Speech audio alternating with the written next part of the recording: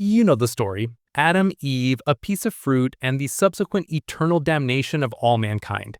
It's been marketed for centuries as the unique, divinely inspired origin of humanity.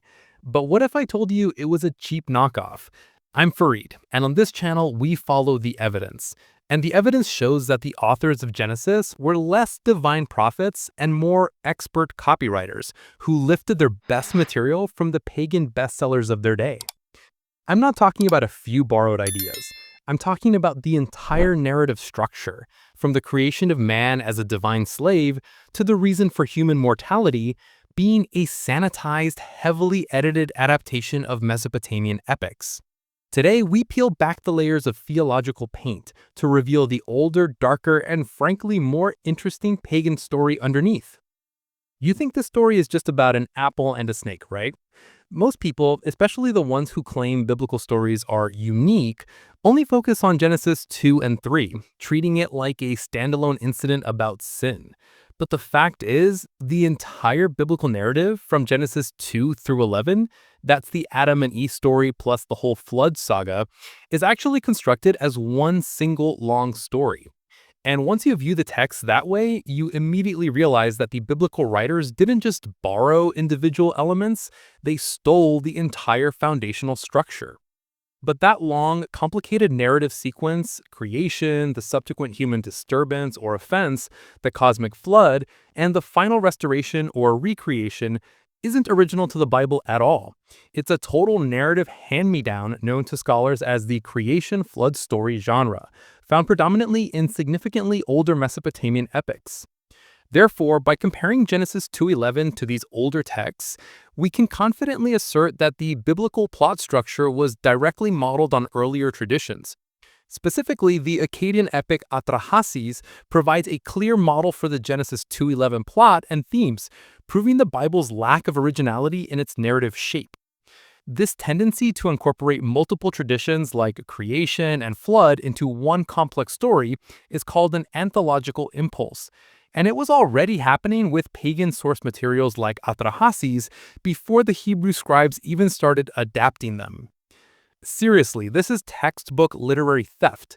The biblical authors found a successful pagan plot, a proven bestseller, and simply adapted it, cleaning up the dirtier theological parts and then calling the resulting synthesis unique divine revelation. They took the necessary progression of creation, human disturbance or offense, the cosmic flood, and then the final restoration or recreation, and they slapped the new coat of paint on it to explain basic cultural questions rather than inventing something new. It's undeniable. The structural connection between Adam and the flood shows the whole thing shares the same stolen Mesopotamian blueprint. You were taught that the creation of Adam was this simple, pure event. Yahweh scoops up some earth, breathes, and presto, humanity. The biblical claim that Adam, was simply formed from the ground, Adamah, is built directly upon a far older pre-Hebrew recipe for creation called formatio. This foundational idea of man being formed from clay moistened by water predates Genesis entirely, originating in Sumerian tradition, specifically in myths like Enki and Ninmah. But when we look at the Akkadian epic Atrahasis, the creation of man gets much darker and far more theologically profound if you're into pagan bloody recipes. To infuse the clay with intelligence, the Mesopotamian creator deity took that clay and mixed it not with simple water, but with the flesh and blood and even the ghost of a slain god. The difference between Akkadian formatio and the earlier Sumerian tradition is precisely this replacement of water with the blood of a god to moisten the clay. This composite character meant that a god and a man were mixed in the clay, ensuring that the intelligence, etemu or ghost, of man came directly from the divine being. Therefore, the Genesis writers had a choice. Include the detailed, violent pagan origin story where humanity gets its smarts by essentially consuming a deity, or sanitize the source material. They chose to use the easy-bake oven version of human composition, cleaning up the bloody composite character and obscuring the truly fascinating detail that our consciousness was originally believed to be the recycled intelligence of a slain god. Forget simple garden dirt.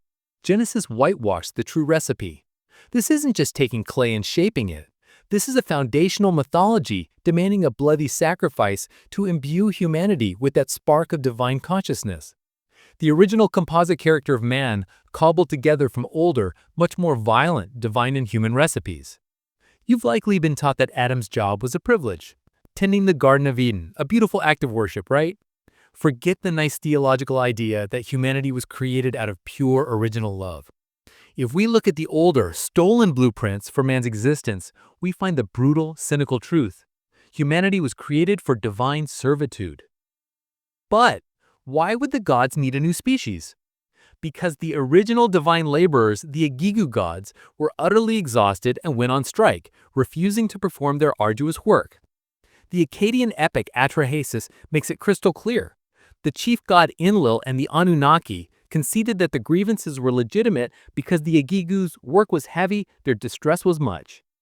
The gods essentially faced a cosmic labor crisis and needed replacements. Therefore, deities like Enki and the mother goddess Mami devised a solution: create a disposable, mortal species whose sole purpose was to carry the burdens of the lazy divine pantheon. The goal of this creation was simple: man bear the toil of the gods. The new human species was literally manufactured to relieve the gods of their drudgery.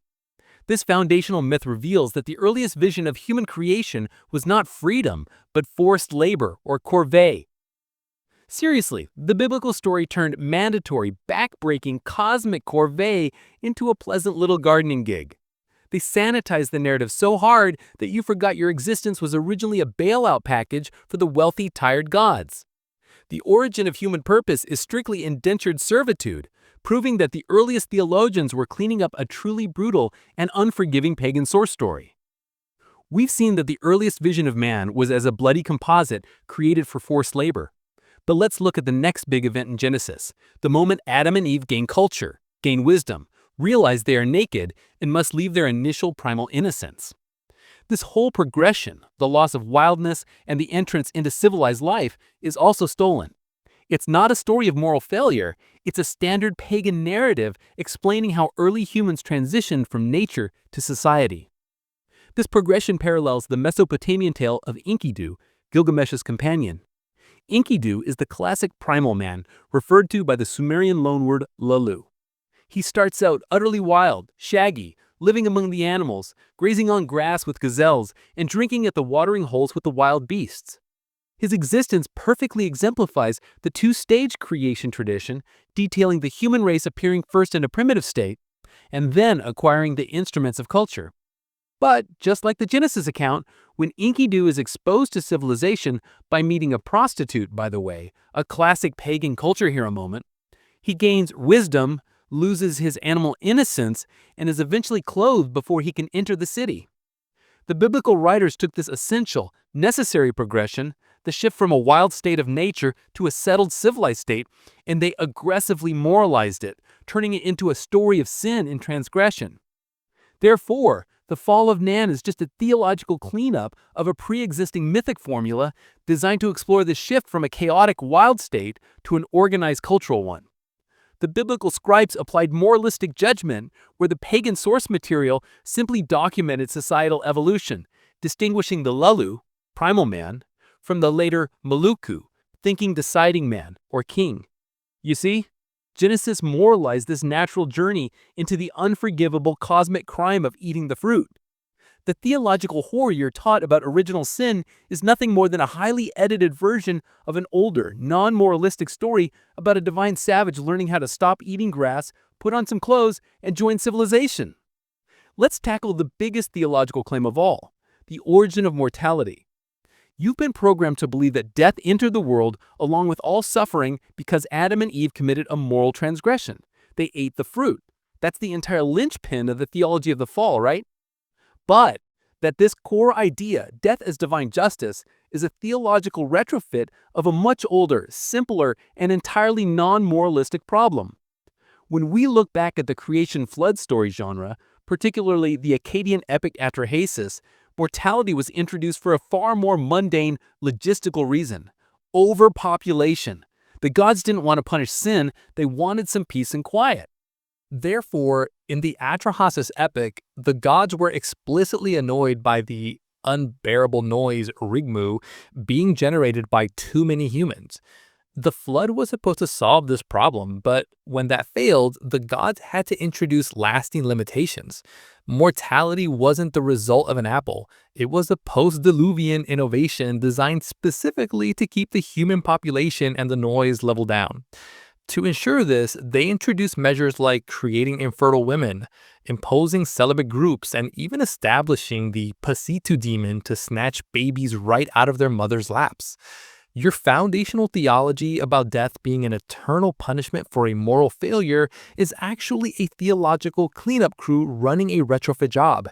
Death wasn't divine judgment, it was an ancient, divine public health policy intended purely to limit population growth, reduce the noise, and solve early urbanization problems. The biblical scribe simply took a dry demographic solution and tried to turn it into a profound moral tragedy. I told you we were going library raiding, and look at the haul we got. We've ripped the mask off Genesis. The core elements of your Western theology are nothing more than mythic hand-me-downs. The narrative structure, the recipe for humanity, the purpose of life, the acquisition of culture, and even the origin of mortality, all of it was stolen and sanitized from older, darker pagan sources. Religious apologists love to claim that Genesis is unique divine revelation, a coherent story that is the foundation of truth. But the archaeological reality shows that the comprehensive story of creation, disturbance, flood, and restoration found in Genesis 2:11 follows a clear pattern or anthological impulse already established in older Mesopotamian creation flood epics. The plot and themes were directly modeled specifically on the Akkadian epic Atrahasis, proving the biblical writers were simply adapting proven bestsellers from their neighbors rather than creating anything original. Therefore, we have undeniable, evidential proof that the Adam and Eve story isn't divine revelation at all. It's a textbook case of Mesopotamian myth theft, where Hebrew scribes simply rearranged, simplified, and aggressively moralized existing traditions to ground their own contemporary reality and system. So here's the cynical, rational reality, my friends. The belief that death came from eating an apple is a theological cleanup of the far older, purely demographic problem of divine population control, caused by human noise, rigmu. That bloody, necessary recipe for creating man using the flesh and blood and ghost of a slaughtered god was simply deemed too pagan for polite biblical society, so they replaced it with dirt and breath. Now you know the truth, and knowing the truth is always more historically accurate than blind faith. If you enjoyed seeing foundational myths crumble and exposing this grand religious plagiarism, then hit that like button. Subscribe to The Rational Farid for more content that demands evidence. And remember, skepticism isn't just healthy, it's historically accurate. I'll see you next time.